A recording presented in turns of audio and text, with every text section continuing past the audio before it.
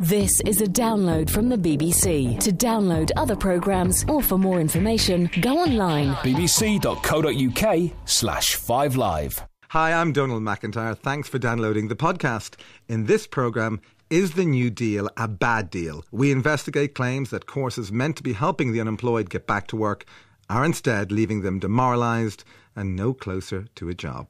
Enjoy the show. 5 Live. How many people have you helped fortunately obtain citizenship in the UK? Hard-hitting investigations. People would arrive looking to sell their kidneys. Original journalism. Murders, serious armed robberies. It's a threat of violence, isn't it? I have no compulsions about committing a crime on anybody. Bringing people to book. Are you aware you're breaking the law? This is 5 Live with Donal McIntyre.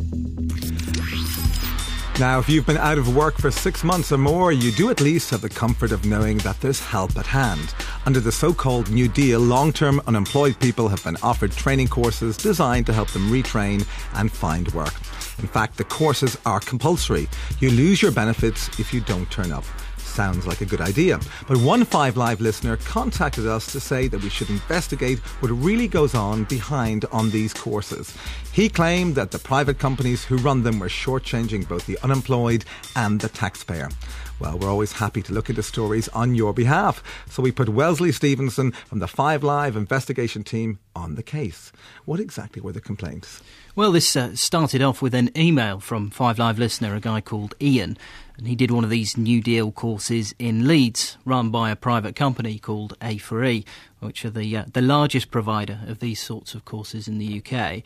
Ian complained of many things: cramped conditions, no access to computers, dirty toilets, and worst of all, these so-called courses that they were offering, which just didn't exist. The course didn't actually take place? It didn't exist? No. I mean, Ian was saying that he was told he'd be taking a media and design course, but this just never materialised.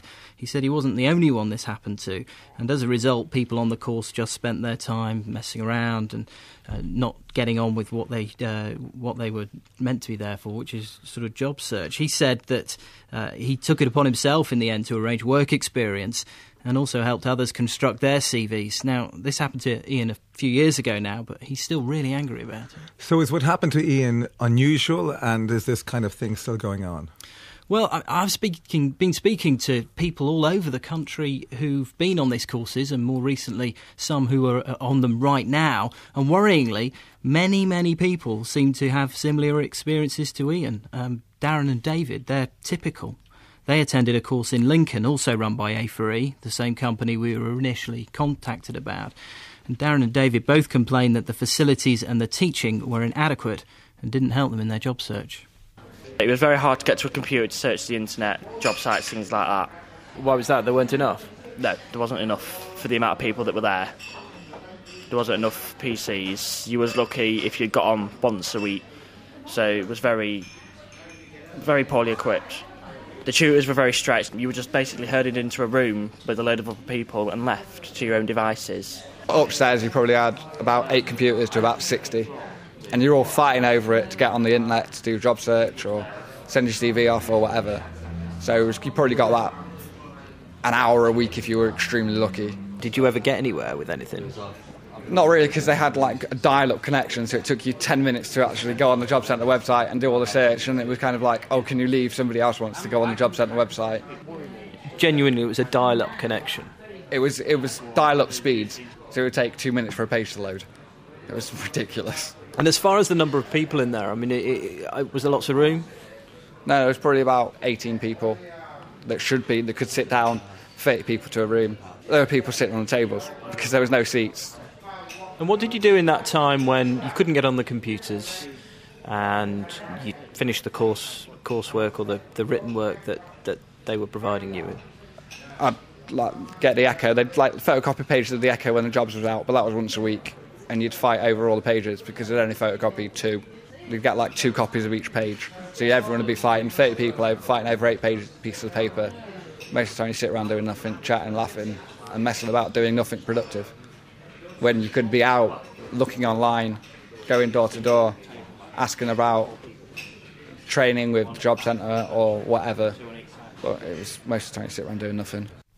And they're not alone. I mean, I've spoken to people who've done courses in Greater Manchester, Southport, Nottingham and Sheffield, all run by A4e, and they've all reported the same problems. And Wesley, what about our listeners' other big complaint that some of the courses people were offered actually didn't exist, didn't materialise? Well, David and Darren made similar claims. They said the courses that they were promised weren't necessarily being delivered, or if they were, they weren't getting any marks from them. They weren't getting any certificates at the end. Darren, for example, was promised forklift truck training, and I asked him how he felt about it. In a couple of words, a waste of my time. I was told by the job centre to go to do my forklift truck licence, sat there for 3 weeks, did absolutely nothing, did all the paperwork they wanted me to do, anything to keep me occupied, waiting to hear when I was going on my forklift truck, and never heard anything back. Now, I'm just interested in the forklift truck course.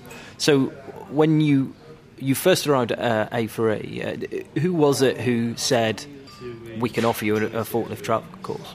It was the job centre that originally said you can go on doing customer service, business, or you can do like forklift truck driving and other different aspects. And then the job centre forwarded all the paperwork to A4e, so A4e knew why I was there. So it was the job centre that originally told me I could do it, and basically promised I could do it to help me look for a more specialised job. And then when I got there, A4e was like, oh, well, we'll look into it and see what we can do, but you should be able to do it. Waited 8 weeks and didn't hear anything back from it. Well, Wesley, you said you've spoken to people from right across the country who've been saying more or less the same things. Now, are there any checks carried out on these private companies who are paid by the government to deliver these courses, these services? Yeah, there are. I mean, they're actually inspected by Ofsted, the same people who inspect the schools. So there is a regime in play. And what do Ofsted have to say about them? Well, they've been pretty damning. I mean, they published a report last year. I'm taking the A4e course in the Lincolnshire and Rutland area, in which they said that, and this is a quote, that training resources were insufficient to meet participants' needs. They said that there was staff overused photocopied worksheets, some of which were of poor quality. And they backed up the complaints that we've been hearing about overcrowding and insufficient access to computers and internet facilities as well.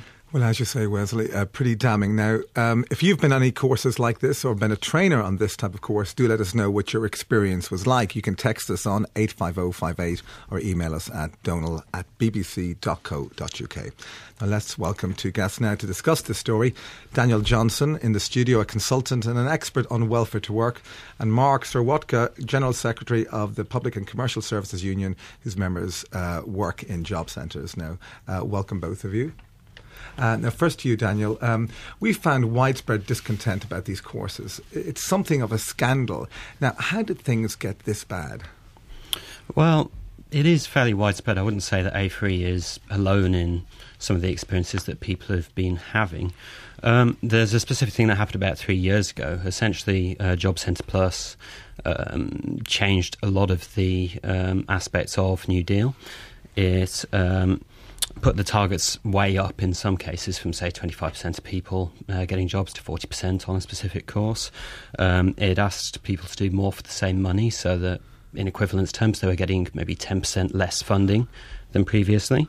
It still had the same process-driven approach as previously, so it tended to measure things in a bit of a box-ticking kind of way. But Daniel, we're talking about kind of, not enough seats, not overcrowding, not enough photocopies, it's not courses which don't even exist. I mean, it seems like a shambles. It does seem pretty bad, doesn't it? A lot of the providers at the time that this was happening were aware that they were going to have great difficulty in delivering a good quality service. Unfortunately, they didn't have a huge amount of say in what was going on. Some providers actually decided not to bid for this New Deal round at all. If you look at companies such as Work Directions, for example, their chief executive stated in the meeting, the briefing about these bids before they went in, that he would not be bidding because he'd done the sums, he'd crunched the numbers, and he could not provide a good quality service. OK, well, let's bring in Mark Serwotka, General Secretary of the Public and Commercial Services Union. Mark, welcome to the show. Now, this is a flagship government programme designed to help the unemployed. What's your reaction to the evidence that we've presented tonight? Well, I think it's an absolute disgrace, and I fear that it's the tip of the iceberg, because not only is there the evidence you've uncovered with Action A4e, We've also uncovered something similar and have indeed submitted such evidence to government. Other providers have gone bankrupt. Others have a story where there's been alleged fraud, getting people to sign to say they were helped to get a job when they weren't, so that people could be paid bonuses.